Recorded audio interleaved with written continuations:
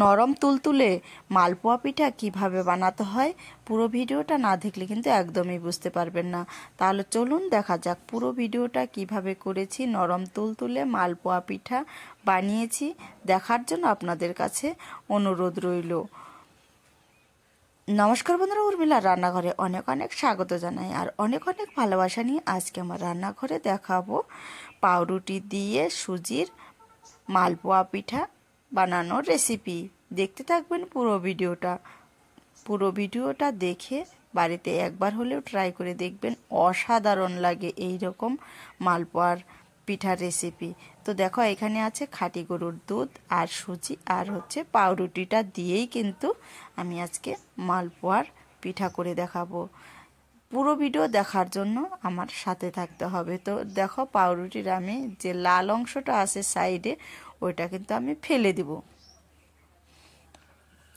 আর ভিডিওটি ভালো লাগলে অবশ্যই সাবস্ক্রাইব, লাইক, কমেন্ট করে পাশে থাকবেন। পাশে থাকা বেল বাটনটি প্রেস করে দিবেন, যখনই আমি ভিডিও পোস্ট করব সর্বপ্রথম আপনাদের কাছে পৌঁছে যাবে।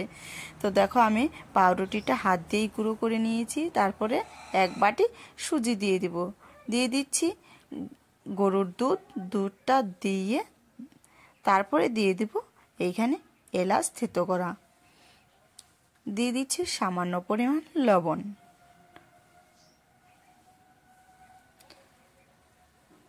দিয়ে আমি এটাকে ভালো করে মেখে নিব। ভালো করে কিন্তু এটাকে মাখতে হবে, না হলে কিন্তু মালপোয়া একদমই নরম হবে না আর খেতেও কিন্তু ভালো লাগবে না।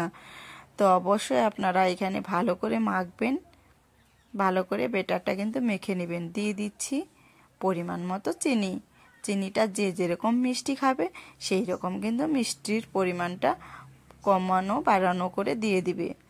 তো আমি এইখানে চিনিটা দিয়ে ভালো করে এইভাবে করে গোল গোল করে কিন্তু ঘুরিয়ে কিন্তু আমি মেখে নিব। আর যত মাখবে তত কিন্তু পিঠাটা ফুলবে আর খেতেও খুব মজার লাগবে। এই দেখো আমি ভালো করে মেখে আধ ঘন্টা থেকে 1 ঘন্টা আমি রেখে দিব একটা ঢাকনা দিয়ে। সুজিটাও ফুলে যাবে ততক্ষণ, আধ ঘন্টার মতো রেখে দিলে। যার যেরকম টাইম নিয়ে কাজ করবেন, যদি বেশি টাইম থাকে তাহলে 1 ঘন্টা রেখে দিলে ভালো হয়। আমি দেখো আধ ঘন্টা পরে এটাকে আমি ঢাকনাটা তুলে দিচ্ছি। তুলে দেওয়ার পরে এই দেখো সুজিটাও অনেকটা ফুলে এসেছে আর অনেকটা ঘন হয়ে এসেছে।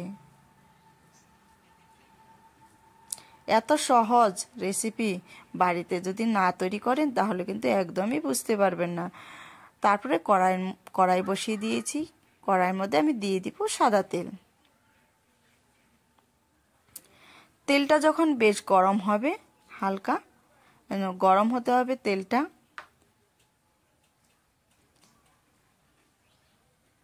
তারপরে দেখো একটা একটা করে আমি মালপোয়া পিঠা ভেজে নিব। তাহলে কত সহজেই মালপোয়া পিঠা বানানো যায়, তাই না? আপনারাও এইরকম সম্পূর্ণ ভিডিওটা দেখে একবার হলেও বাড়িতে ট্রাই করে দেখবেন। অসাধারণ নরম তুলতুলে মালপোয়া পিঠা রেসিপি। আমার সম্পূর্ণ ভিডিওটা দেখার জন্য অসংখ্য ধন্যবাদ। ভিডিওটা ভালো লাগলে অবশ্যই সাবস্ক্রাইব করে পাশে থাকবেন। আর আমার চ্যানেলে যারা নতুন আছো অবশ্যই লাইক দিয়ে সাবস্ক্রাইব করে পাশে থেকো। একটু উল্টে পাল্টে দিয়ে আমি এটাকে কিন্তু নামিয়ে ফেলবো। এইরকম মালপোয়ার পিঠা কার কার খেতে ভালো লাগে অবশ্যই একটু কমেন্টে বলবেন। আর আমার ভিডিওগুলো কে কোথা থেকে দেখছো একটু কমেন্টে বলে যাবে, তাহলে আমার উত্তরটা দিতে কিন্তু সুবিধা হয়। মালপোয়া তো একটা ভেজে নামিয়ে ফেললাম, এইরকম সেমভাবে আমি সবগুলোই কিন্তু ভেজে নামিয়ে ফেলবো। একটু কতটাই ঘন হয়েছে দেখেছো তো?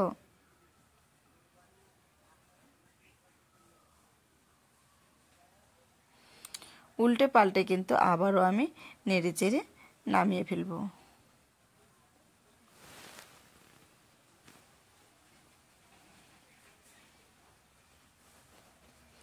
কয়েকটা আমি করে দেখাচ্ছি, অতগুলাও করে কিন্তু দেখানো সম্ভব না।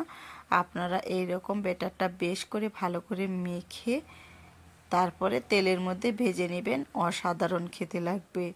2-3-4টা করে আমি দেখাচ্ছি, সেম একইভাবে সব কটাই কিন্তু ভেজে কিন্তু নামিয়ে ফেলতে হবে।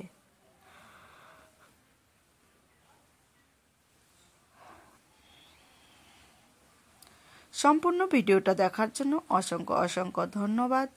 আমি কালকে অন্য ভিডিও নিয়ে আসবো আপনাদের কাছে। আপনারা ভালো থাকবেন, সুস্থ থাকবেন এই কামনাই করি। এই দেখো সম্পূর্ণ পিঠা কিন্তু আমি বানিয়ে ফেলেছি। তারপরে একটা প্লেট আমি নিয়ে নিলাম। আর এখন আপনাদের একটা ভেঙে দেখাবো কতটা নরম হয়েছে। দেখতেই পারছেন অবশ্য কতটা নরম। এই যে দেখুন কতটা নরম। তাহলে বাড়িতে একবার হলেও ট্রাই করে দেখবেন, অসাধারণ লাগবে এই রকম নরম তুলতুলে মালপোয়া পিঠার রেসিপি। আর এতক্ষণ আমার সঙ্গে থাকার জন্য অসংখ্য ধন্যবাদ।